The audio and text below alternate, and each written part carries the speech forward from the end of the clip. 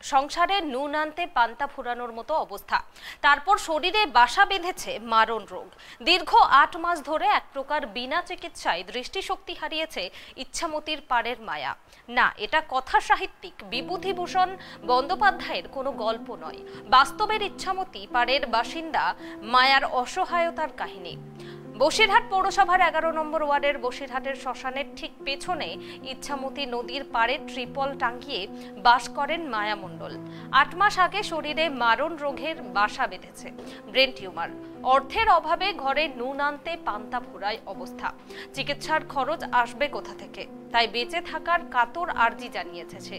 স্বামী সঞ্জয় মল্লিক বসিরহাট শ্মশানের শবদাহ দাহকারীর সহকারী। ইচ্ছামতি নদীর পাড়ে সরকারি জায়গায় ত্রিপলের ছাউনি দিয়ে কোনো রকম ভাবে বাস করেন এই মল্লিক পরিবার। স্বাস্থ্যসাথীর কার্ড থাকা সত্ত্বেও সুবিধা না পাওয়ার অভিযোগ জানিয়েছে তারা। একাধিক হাসপাতালে গিয়েও মেলেনি সুরাহা। তাই সরাসরি মুখ্যমন্ত্রী মমতা বন্দ্যোপাধ্যায়ের হস্তক্ষেপ চেয়েছে অসহায় পরিবারটি।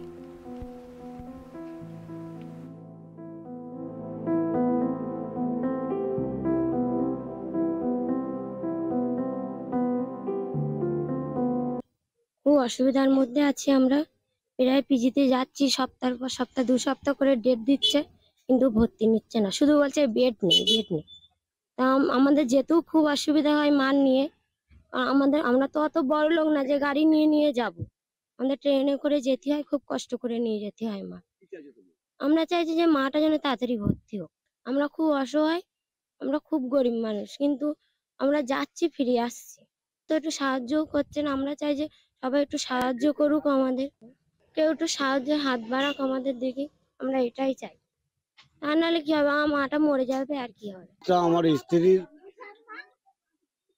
আমার সমস্যা হচ্ছে, আমার স্ত্রীর খুবই শরীর খারাপ, দীর্ঘদিন চিকিৎসা করছি, পিজি হসপিটালে যাচ্ছি। এই নদীর চরে বাস করি, আমরা গরিব মানুষ। অনেক সবাইকে জানানো হলো, আমাদের কাউন্সিলর এনেকে কেউ আমার একটু হেল্প করিনি।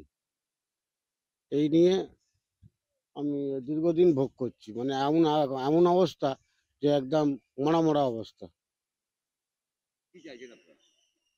আমি চাইছি যাতে আমার ওয়াইফ যাতে ভর্তি হোক পিজি হসপিটালে। যে দীর্ঘদিন ঘুরে আসছি, আমি যাচ্ছি, এটাই আমি চাইছি। সে খাওয়া দাওয়া ছেড়ে দিয়েছে, এবার বমি পর্যন্ত করছে, দুটো চোখ অন্ধ হয়ে গেছে। হ্যাঁ, ওই মাথায় টিউমার, ব্রেন টিউমার।